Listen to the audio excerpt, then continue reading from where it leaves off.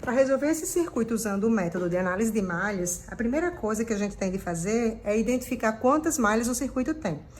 Esse circuito tem 3 malhas e então a gente vai precisar distribuir uma corrente de malha para cada malha.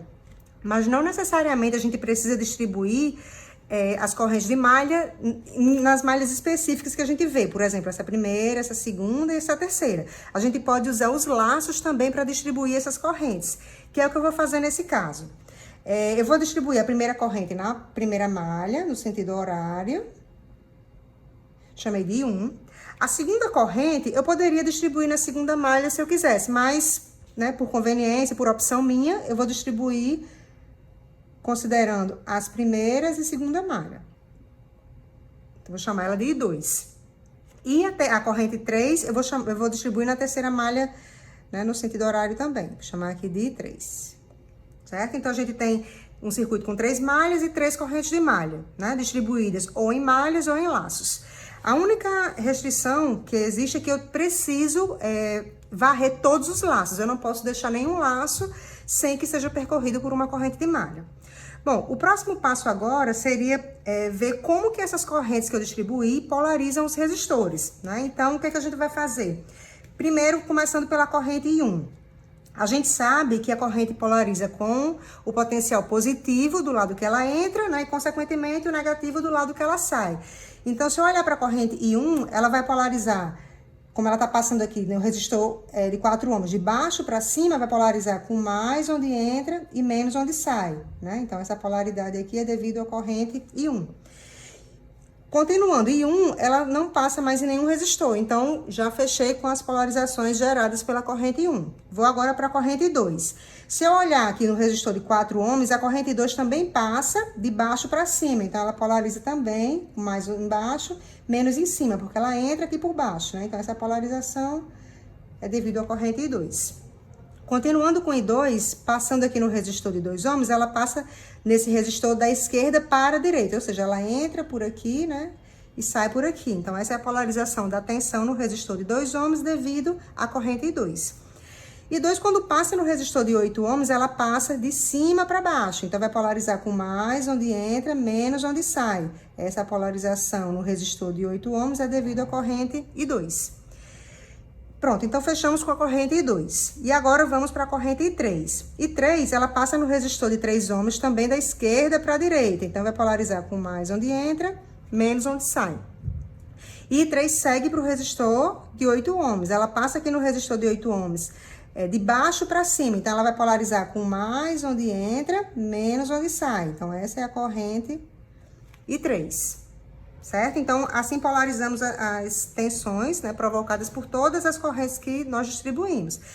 Bom, o próximo passo agora é definir as correntes de malha. Aqui tem uma peculiaridade. Esse circuito tem 3 malhas, então eu teria 3 equações de malha. Mas eu tenho uma fonte de corrente, né? Essa daqui de 3 amperes. E cada fonte de corrente elimina uma equação de malha, tá? Por quê? Primeiro, a gente já tem uma informação de corrente, né? Então, o objetivo da análise de malha é justamente encontrar os valores das correntes de malha, porque a partir delas a gente consegue encontrar qualquer parâmetro do circuito, né? Então, já tem uma informação adicional, então isso faz com que eu elimine uma equação de malha. E tem uma outra questão, a lei de Kirchhoff para as tensões, né, que é o que a gente usa para percorrer a malha, a gente soma as tensões nos elementos. Quando eu fosse somar esse ramo, a tensão nesse ramo aqui que está a fonte de corrente, o que aconteceria? Eu não saberia qual era a tensão dos terminais dessa fonte de corrente, né? Então, eu não tenho como usar a lei de Kirchhoff para os ramos que tenham essas fontes de corrente. E, na verdade, eu não preciso, né? Mais uma vez. Por quê? Porque eu já tenho uma informação adicional sobre o valor dessa corrente.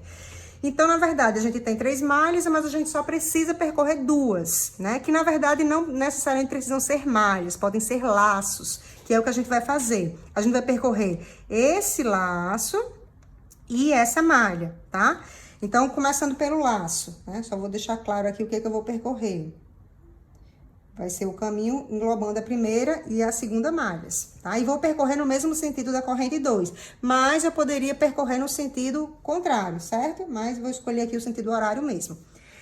Então, eu tenho que somar todas as parcelas de tensões devido a todas as correntes em todos os resistores, né? Então, por exemplo, a tensão total no resistor de 4 ohms é a soma da tensão provocada pela corrente 1 mais da corrente 2, né? Obviamente, considerando os devidos sinais. Então, começando aqui pelo resistor de 4 ohms. A corrente, como eu vou percorrer nesse horário, né? Então, eu vou começar aqui pela corrente 1. Eu vou percorrer aqui de baixo para cima, então o que acontece? Eu vou olhar só para os potenciais agora. Se eu estou passando aqui de baixo para cima, o potencial positivo na entrada e o negativo na saída faz com que eu tenha uma diminuição desse potencial, ou seja, tem um decrescimento. Então, eu vou considerar menos 4 e 1. Certo? E se eu olhar agora para a corrente 2, ela polariza esse resistor da mesma forma. Então, se eu passo aqui de baixo para cima, eu estou passando no potencial maior para um potencial menor. Então, também vai ficar menos 4 e 2. Pronto, então já somei todas as parcelas de tensão, né, aqui no resistor de 4 ohms. Então, vou seguindo aqui no meu laço. Quando eu chego no resistor de 2 ohms, eu tenho uma queda de potencial. Eu estou passando do potencial maior para um potencial menor. Então, aqui também vai ficar menos 2 e 2, porque I 2 é a corrente que passa nele. Aí, vou continuar, né? Vou descer aqui. Então, quando passar no resistor de 8 ohms, eu vou olhar primeiro para a corrente 2 e ela está passando aqui, ó, de cima para baixo. Está provocando um potencial, ó, do maior para o menor, né? Então, eu também estou decrescendo esse potencial. Então, eu vou contar menos 8 e 2. Certo? Só que nesse resistor de 8 ohms também passa a corrente 3. E a corrente 3 está polarizando, ó, com menos em cima, mais embaixo. Então, como eu estou passando aqui de cima para baixo, se eu olhar para a corrente 3, eu estou passando de um potencial negativo para um positivo, ou seja, de um potencial menor para um maior, e eu estou crescendo esse potencial. Então, aqui vai ficar mais 8 e 3, né? Então, com isso, a gente fecha esse laço, né? Igual a 0, tá? Então, percorremos o nosso primeiro laço, a nossa primeira malha. Bom, agora eu vou percorrer, né, a outra malha, né, para achar a nossa segunda equação de malha. Vou percorrer aqui a terceira malha no sentido anti-horário, tá? Lembrando que eu não preciso percorrer no mesmo sentido das correntes, né? Eles são independentes, tanto o sentido que eu adoto para as correntes, tanto o sentido que eu percorro as malhas, né? São independentes umas das outras. Então, só para deixar claro o que eu vou percorrer, tá? Vou colocar aqui no cantinho a terceira malha, o que eu vou percorrer agora. E vou percorrer no sentido anti-horário, tá? Vou começar com a fonte de 12 volts. Então, como eu vou percorrer no sentido anti-horário, nesse sentido aqui, ó, eu vou passar aqui de baixo para cima. Vou passar de um potencial menor para um potencial maior. Eu tô crescendo o potencial. Então, vai ficar mais 12 volts. Seguindo aqui, ó, quando eu contabilizar a tensão em cima do resistor de 3 ohms, eu tô passando do potencial menor para um maior. Eu tô aumentando, crescendo. Então, mais 3 e 3. Quando eu descer aqui pelo resistor de 8 ohms, se eu olhar para I2, eu estou passando no potencial maior para um potencial menor. Eu estou decrescendo, então, menos 8 e 2. Né? E se eu olhar para outra parcela, que é provocada pela corrente 3, eu estou passando no potencial negativo para um positivo, né? Ou seja, estou crescendo esse potencial. Então, mais 8 e 3. Então, com isso, fechamos a terceira malha também, né? E o que a gente quer encontrar nessa questão é o valor da tensão V0, que é a tensão em cima do resistor de 8 ohms. Então, vamos escrever logo a equação para V0, tá? Se eu olhar para V0, certo?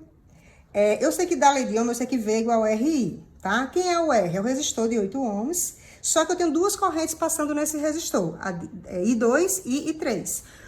Aí, prestem atenção no seguinte... I2, ela polariza o resistor de 8 ohms com mais em cima e menos embaixo. E o I3, o contrário, com mais em cima, com mais embaixo e menos em cima. Se eu olhar para a polarização de V0, que é a polarização de referência, né, para você me dar uma resposta em função dessa polarização. Então, se essa polarização V0 mais em cima, menos embaixo estiver correta, então o seu valor vai ser positivo. Se por um acaso a polarização for contrária, você vai encontrar um valor negativo para V0. Mas a gente tem de calcular tudo em função dessa polarização aqui. E se eu olhar para a polarização provocada por I2, por exemplo, vocês notam que ela coincide com a polarização de V0. Isso quer dizer que I2 tem uma relação positiva com o V0. Então, aqui eu sei que ela vai entrar com o sinal positivo. Já se eu olhar para a corrente I3, ela mostra uma polarização contrária à polarização marcada para V0, ó. V0 tem mais em cima, menos embaixo. E o I3 provoca uma tensão com menos em cima e mais embaixo. Então, a relação de I3 com V0 é contrária, é negativa. Então, ficaria aqui, ó, menos I3, tá? Se as duas correntes provocassem polarizações coincidentes com a polarização de V0, eu teria mais e mais. Se as duas fossem contrárias, eu teria menos e menos. Como I2 coincide e o I3 é o contrário, então o I2 é positivo e o I3 é negativo, certo? Bom, organizando aqui as equações, né, da primeira malha, fazendo as... Sim, desculpa, ainda falta uma informação, né? Eu sei que aqui a corrente I1, ela coincide, né, com a fonte de corrente de 3 amperes.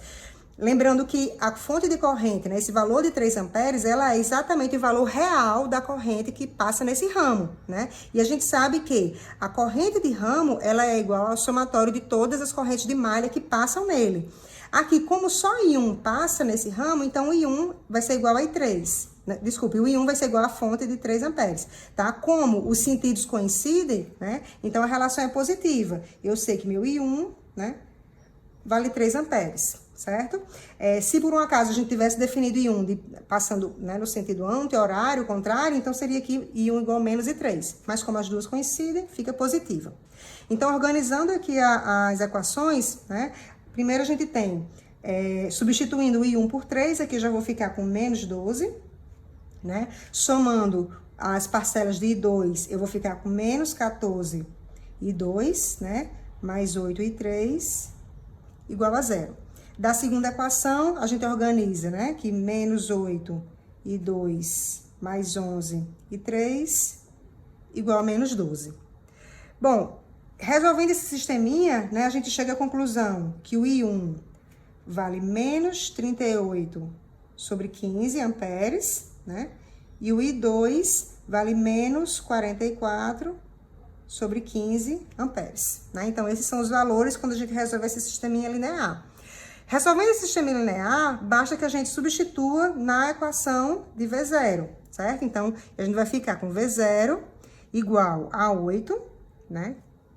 I2 vale menos 38 sobre 15, menos I3, que vale menos 44 sobre 15, né? Então, isso vai dar um valor de V0 de 16 sobre 5 volts, né? Que é o valor da tensão sobre o resistor de 8 ohms, né? Com essa polaridade aí.